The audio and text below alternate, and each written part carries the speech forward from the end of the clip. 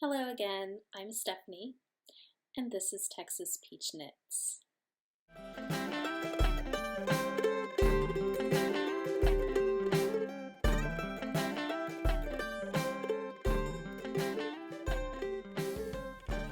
Thank you for joining me again today.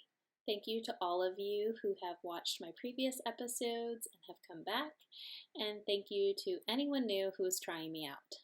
This is going to be a mini episode, and so it won't be very long. I'm announcing the winners from my 500 subscriber giveaway, and then I thought I would just show a few of my projects that I've made in the past for Halloween, for my kids' costumes mainly. So this is going to be really brief, and hopefully it will inspire you to make some fun costumes for your family members and maybe for yourself. So let's start with the 500 subscriber giveaway. I had many comments on my episode number 2. I really enjoyed reading them all and hearing how everyone makes time for knitting. There are lots of new ideas, things we can try out, and for some of the things like becoming a grandma, we just have to wait. I have the 5 winners listed here. I used random.org, I think, to generate random numbers, and then just counted down the comments and got the 5 winners. So if your name is called, you won the Texas Peach Stitch Markers, and I would really appreciate it if you contact me either through Instagram. My handle is Texas Peach Knits, all one word, or if you will send me an email on Gmail, and that is texaspeachknits@gmail.com. I will need your full name, your mailing address, and if you happen to be out of the US, I believe I need your phone number to put on the customs form.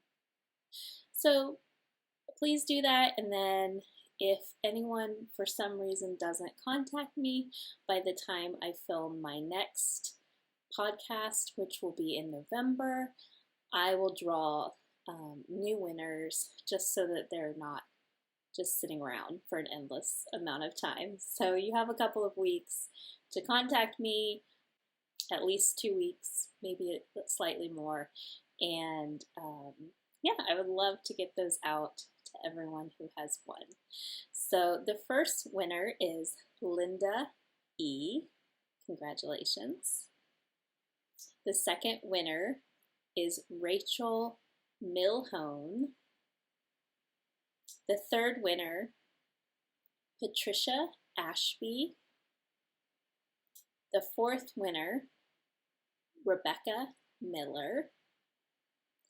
And the fifth winner is Knee Deep in Stitches. So if all of you would please contact me as soon as you can, I would really appreciate it, and I will get those in the mail to you. Okay, so we'll carry on the mini episode. The first thing I'll talk about is what I put on today. This is my Sacre Coeur scarf. This is a free download on Ravelry, and I knitted this in, I believe I completed it in March of 2020. So it is just a pretty lace scarf. I knit this in Knit Picks palettes, I believe. So I love, love, love this lace. So just very pretty. And it's a great scarf because it kind of looks kind of wintry and festive, but it also is kind of summery. So I like that. Let me try to fix it again. It's not easy to do looking into the camera, believe it or not. So that is my scarf, not a Halloween costume, though I have been known to wear knitted items as Halloween costumes. particularly in October of 2020 when I dressed up as Mrs. Weasley and I put on many hand knit. I think I wore many hand knit scarves. I think I'll try to find a picture of that and I will share that with you. Okay, so for this year for Halloween, my 8-year-old son found a Slytherin robe, Slytherin being from Harry Potter. He found a Slytherin robe at Goodwill and he said, "Oh Mom, I have to be Draco Malfoy. Can you please knit me a Slytherin scarf?" And granted, this was not very long ago. So I said yes, but I crocheted it. And it's not quite done. I haven't woven in the ends.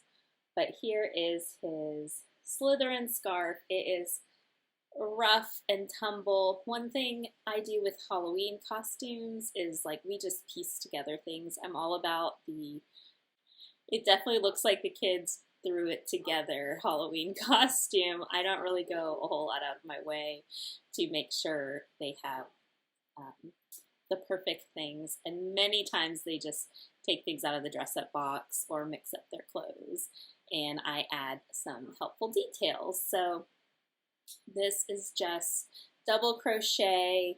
The thinner stripes, I did 2 rows of single crochet so that I could carry the yarn up the side, and then I just crocheted over the side where the white yarn was carried up. So you can kind of see the white yarn peeking through because I didn't want to cut all these and weave in all these white yarns. This is going to be for play. This is not like a family heirloom, and so he's just going to wear it with his Halloween costume and then probably wear it in the winter. It's just like some old acrylic that we had lying around, so not a family heirloom, but fun. He's really happy about it. He tried to wear it to church this morning. I said, ends are not even worn in, just save it. So also for Halloween last year, Halloween 2021, my then 4-year-old wanted to dress up as our dog, Patrick. So I will share a picture of Patrick.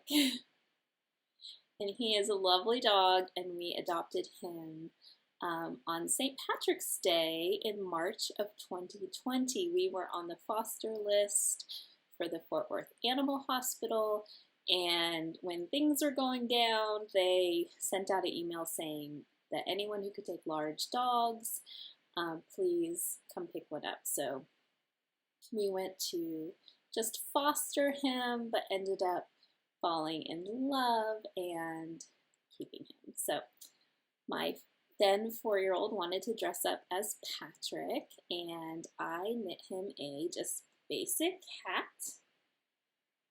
and knit on some little puppy ears. So he wore this with black long johns, and we painted his nose black. And sadly, I didn't get a great picture of him in it, but he was super cute. He loved it. He ended up having a glow-in-the-dark leash around his waist so that we could walk him around the neighborhood to get his candy. So that was a lot of fun. That same year, my daughter and her friend wanted to dress up as Little House on the Prairie, so I found a pattern. I'm looking to see the name of it. It's called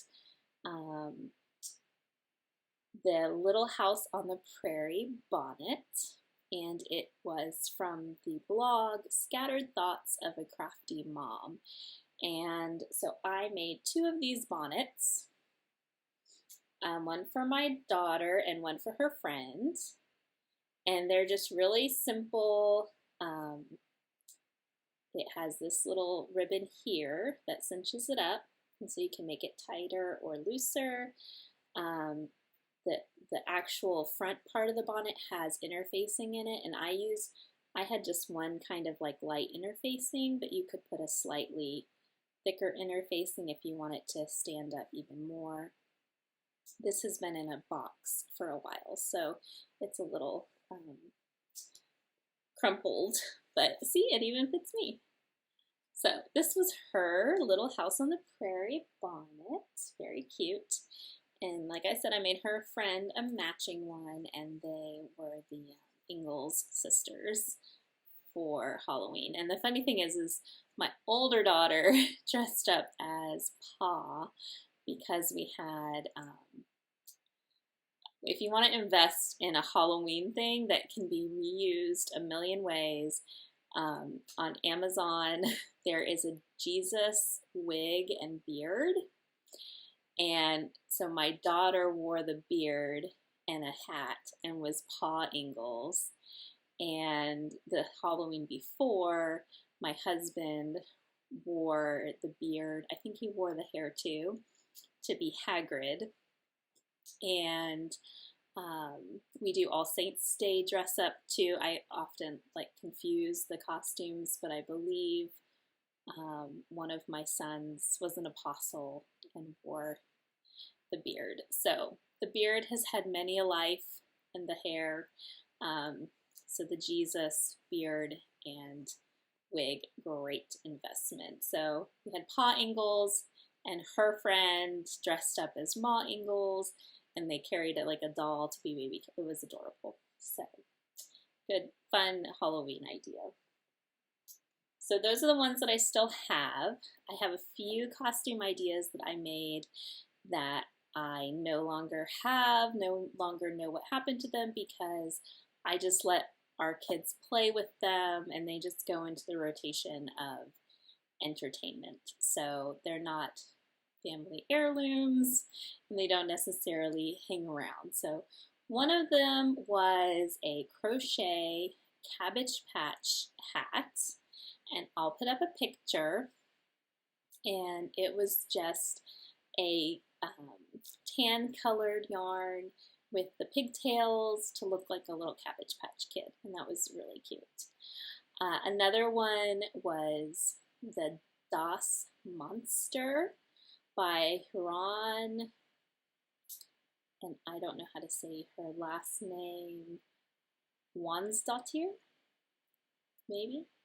But it's a free pattern on Ravelry. It's a pair of monster pants where the back of the pants have a monster face. And my oldest daughter wore them for Halloween when she was too little to trick or treat. They were just like a cute pair of pants.